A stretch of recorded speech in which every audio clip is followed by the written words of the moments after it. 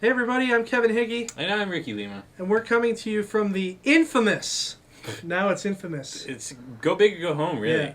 Stadium Comics in Brampton, Ontario, Canada, located at the heart of the universe. the crown jewel of the universe, Shoppers World Mall in Brampton, Ontario, Canada. Pretty much. Capital of the world. You heard it here first.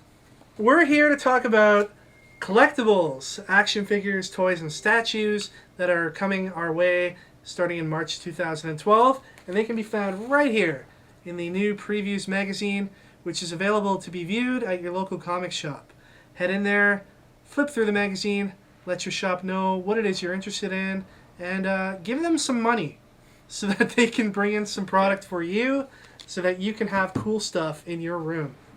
Because otherwise, to buy it on eBay and stuff, and then you have to deal with shipping. That's right. That's just a pain in the ass. Credit card fraud. People steal your credit card. Yeah. 9 out of 10 eBay transactions have some sort of credit card fraud associated with it. What? 9 out of 10 for real? Yeah. I've just made that up. I was about to say, my God. Anyway, let's get things started with Game of Thrones merchandise from Dark Horse Comics. Dark Horse is proud to announce a new line of licensed products based on HBO's award-winning television series Game of Thrones, which is adapted from the best-selling epic fantasy book series A Song of Ice and Fire by George R.R. Martin. Follow us to the vast world of Westeros, where the kingdom's 7 noble families vie for control of the Iron Throne.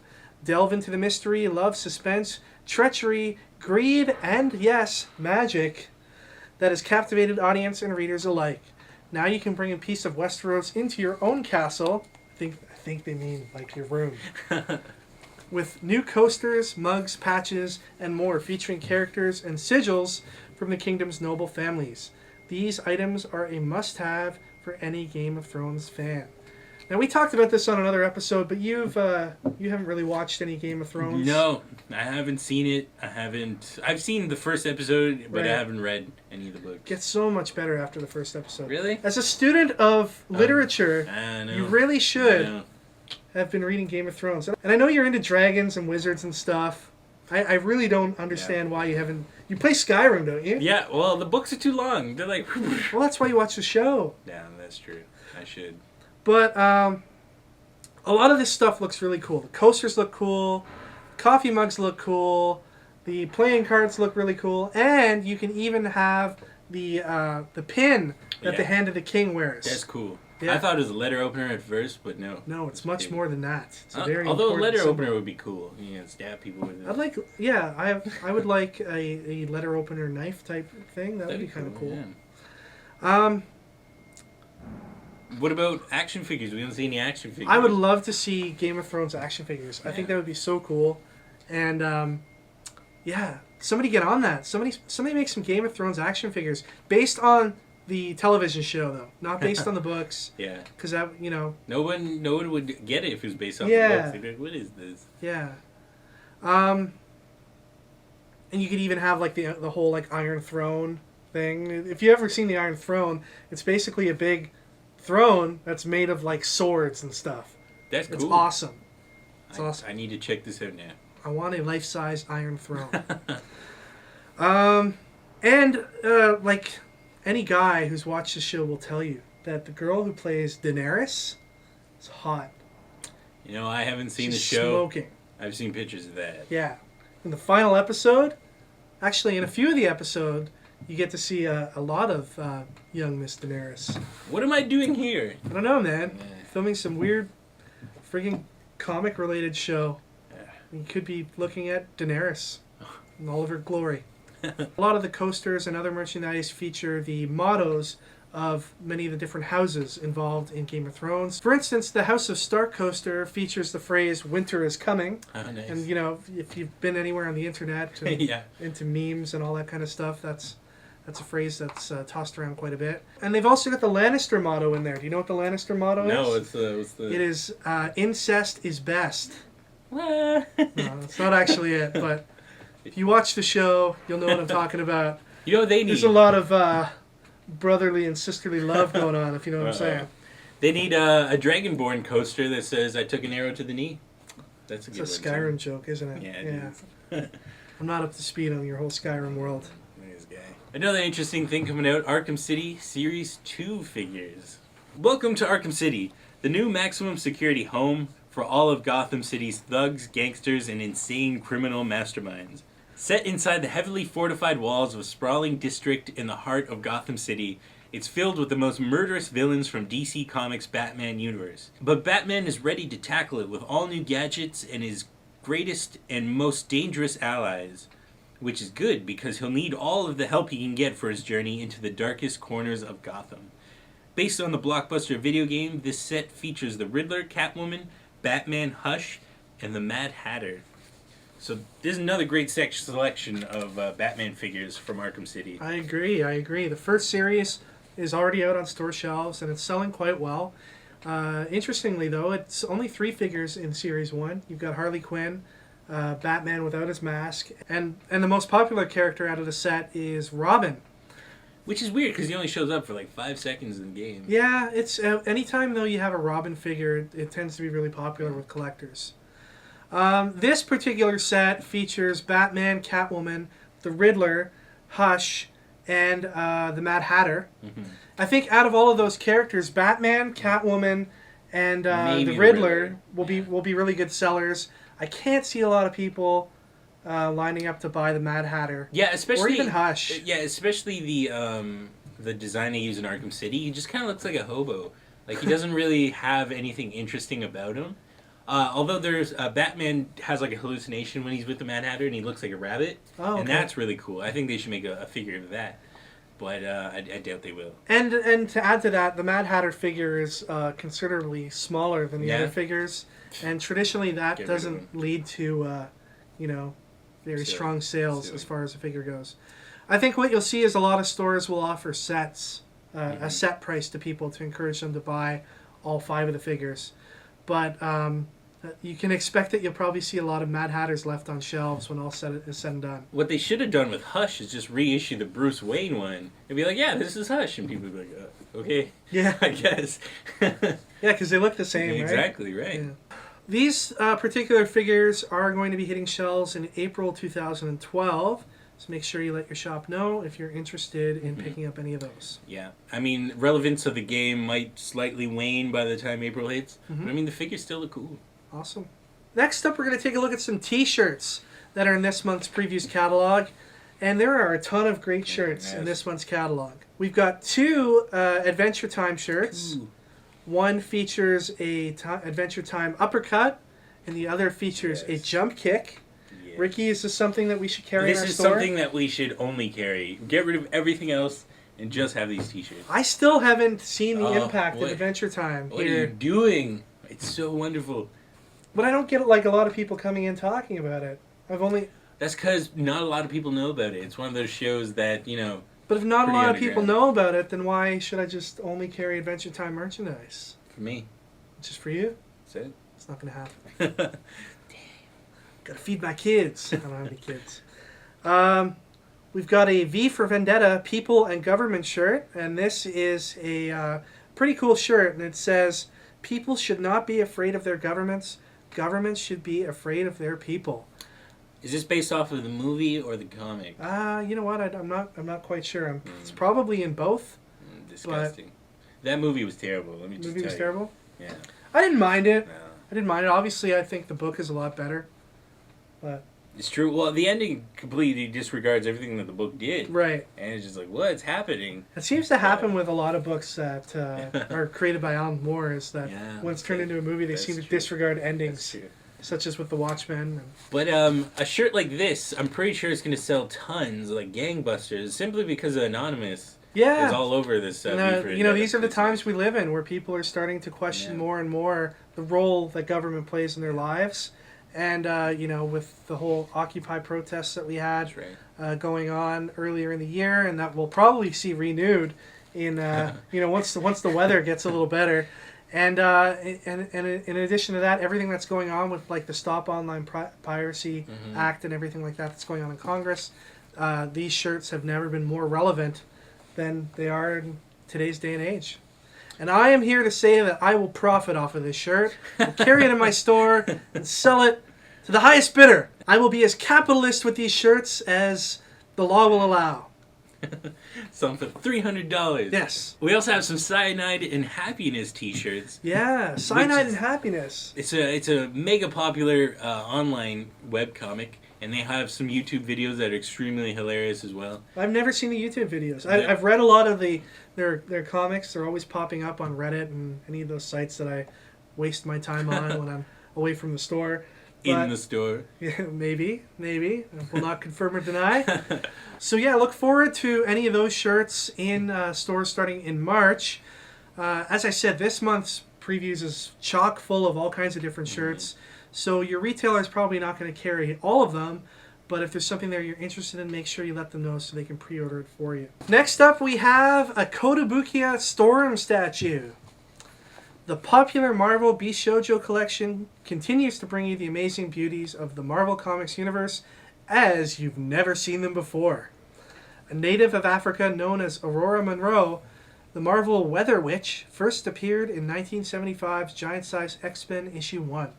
After appearing in nearly all the X-Men movies, comic books, cartoons, and video games over the years, it's her turn to be treated to the Japanese Bishoujo style, based on an original character reinterpretation by renowned illustrator Shunya Yamashita. Storm's outfit is based on the original black costume designed by David Cockrum and looks great on the superhero, leaving plenty of skin exposed and showing off her voluptuous body.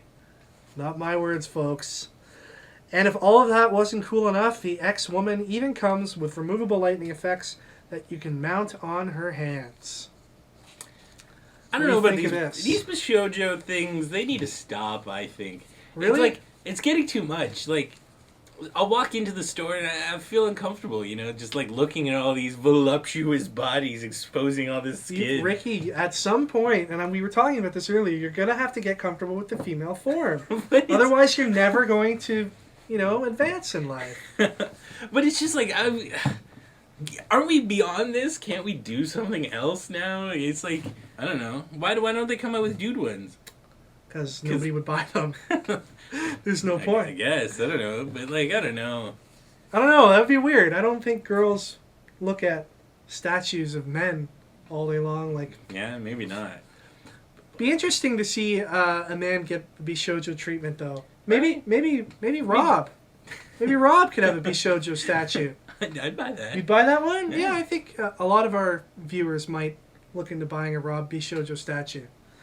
Anyway, love it or hate it, Kotbukiya usually puts out a Bishoujo statue about once a month, and this one's going to be available in June of 2012. It'll retail for about $59.99. Speaking of dude action figures, we got a Dragon Ball Z figure for Trunks. The Tamashii Web and North American exclusive SH Figurearts Dragon Ball Z collection continues with the SH Figurearts Trunks.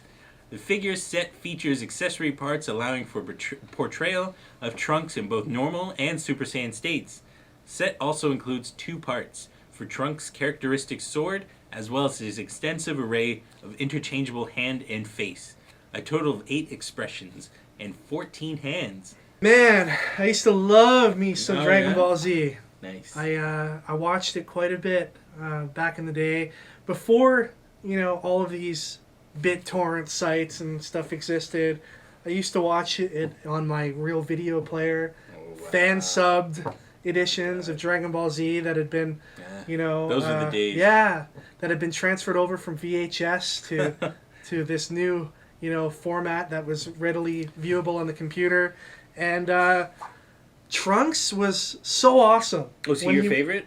I don't know if he was my favorite, but just when he was introduced to the series, it was the most epic entry of any character that I've ever seen in Dragon Ball history. Here's Goku faced with his arch nemesis Frieza, who he just fought for 1 million episodes. As you know, it's the Dragon Ball Z tradition that fights are drawn out over long periods of time, and Frieza follows him back to Earth, and we're all thinking, oh crap, he's gonna be fighting Frieza again for another 1 million episodes, and this Trunks guy comes out of nowhere and just slices him in half. It's amazing. Yeah, It was incredible. If you need a character to be BA, you just have him kill the hardest character or the toughest character in the series. Yeah, it was crazy, and good times, good memories. Sometimes brings a tear to my eye. Are you going to be getting this one, Kevin? I don't know. I'll have to see. Probably not. I used to have a large collection of Dragon Ball Z figures back when Irwin Toys was producing their line. I ended up selling most of those back through eBay. Did you make a good profit off of that? On some of them I did. I remember the Trunks figure actually being worth quite a bit of money back then. I think I probably got about $100 for him when I sold him. Nice. That was before I had a comic store or any of that kind of stuff. Yeah. I was just looking to probably pay some... Was this while you had the fantasy wrestling? It might have been around... No, I think it was a little after. The fantasy yeah. wrestling was, like I said, way back in like the mid to late 90s. So... but there's always a special place in my heart for Dragon Ball Z. Have you watched any of the Dragon Ball Z Kai stuff? No. I've seen a bit of it, and I was like, what's going on? And I stopped watching. I guess it's just like a re-edit. Because a lot of the original Dragon Ball Z had a lot of filler episodes and stuff, so they just took those out, kind of shortened things. So the Frieza saga is like significantly shorter. I don't know if I'd be comfortable watching a Dragon Ball Z where Goku and Frieza aren't powering up for 10 episodes. Yeah, and I liked all the character development, like when the androids go on a road trip around the city. That was kind of cool, too. Cool. Yeah. That's cool. That one female android was kind of hot. I had a crush on her. Ooh.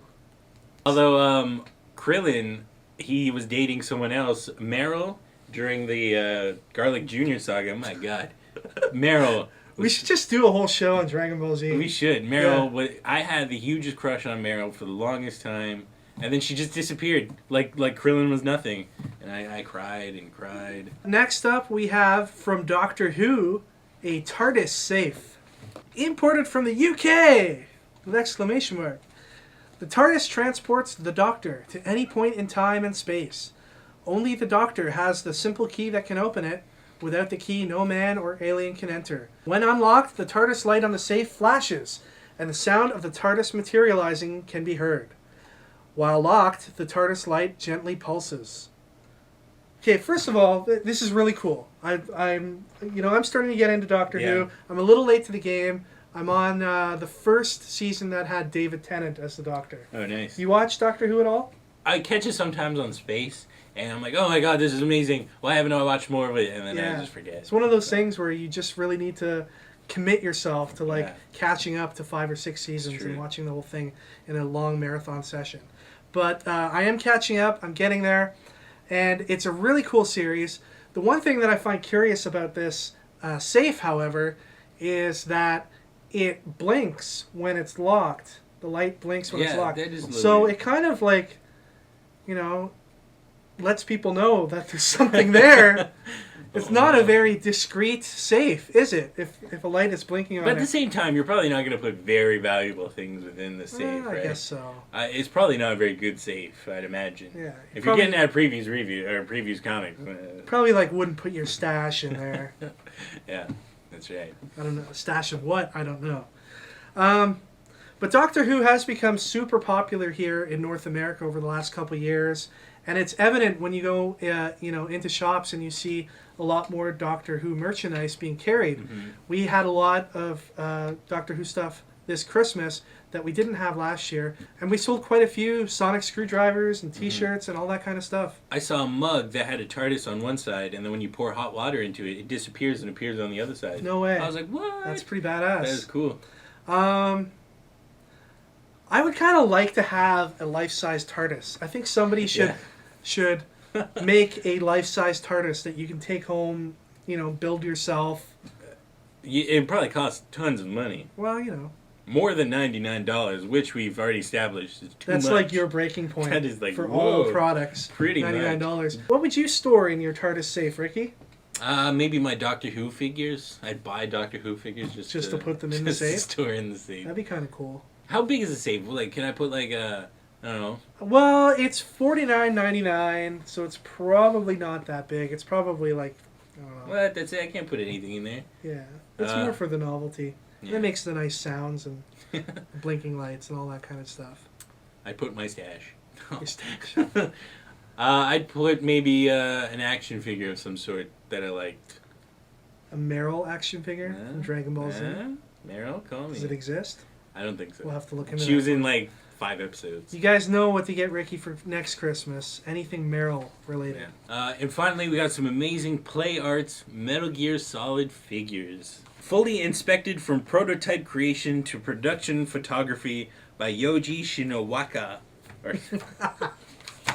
Fully inspected from prototype creation to production photography by Yoji Shinkawa comes a new realization of Metal Gear Solid as Play Arts Kai figures.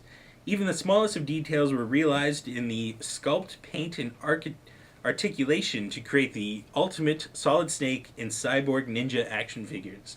Collect both figures to celebrate the 25th anniversary of Metal Gear Solid. First of all, I just want to apologize to the nation of Japan for Ricky's mutilation of your language. Are you going to pay for my Japanese lessons? No. No. Okay. But Metal Gear Solid Play Arts, I'm freaking out right now. I mean, I love the Metal Gear Solid series, and now that they're coming out with a new game, Metal Gear Rising, I'm like freaking out even more. I picked up the Risk board game, for Christ's sakes. So, would you say that Metal Gear Solid's like your favorite all-time video game franchise? It was the first franchise that really showed me what video games could do. Like when Metal Gear Solid came out, I was like, this is amazing. So I'm pretty much a diehard Metal Gear fan. Awesome. Yeah, we weren't even going to talk about these toys. I forced him to. Yeah, Ricky forced me to. He's like, no, we need to talk about Metal Gear Solid. But these figures are so beautifully done, and the art direction from the game is recreated perfectly in these, and it's just so well done. So the figures are $59.99 each. That's reasonable, I think. And tell me about the Cyborg Ninja guy. What's the Cyborg Ninja? He was his code name was Gray Fox, and then he like died on the battlefield, and he was Snake's like best friend. And then he gets brought back through the use of this exoskeleton. Are they now enemies now? They were kind of enemies. Like he was reprogrammed to be enemies, and then they kind of worked it out near the end. They hugged and made up. So I mean, the Cyborg. They got like a little bit of a bromance going on. Pretty much, yeah. So the Cyborg Ninja, he's just totally like chops things up, and Solid Snake is just metal. Like he's just awesome. All right, so $59.99, gonna be in stores sometime in March. Be on the lookout for those. Pick it up. And what I love is that Square Enix is just doing this stuff, and it's like not even remotely their properties, but they're like, hey, yeah, we'll do it. Yeah, I think if there's $1 to be made, they're not gonna It's true. Shy away from it. All right, that is it for this installment of Previews Reviews. Join us next time when we look at comics coming to stores in April 2012. Take care, everyone. See you guys later. All right.